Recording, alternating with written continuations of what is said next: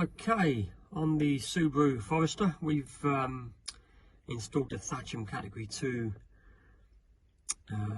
touch key dual circuit immobiliser, which is a UK insurance requirement for most Japanese imported vehicles.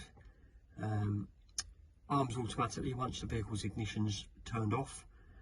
After 30 seconds or so, the red LED on the touch key panel will illuminate to say the system's active, so there's no need to remember to turn it on. It turns itself on every time you leave the vehicle. Once the system's active, it prevents the vehicle from starting just with the key. You need the electronic override touch key placed into the socket briefly to turn the light out to allow the car to start. So that's the system armed now. So if we attempt to start the car,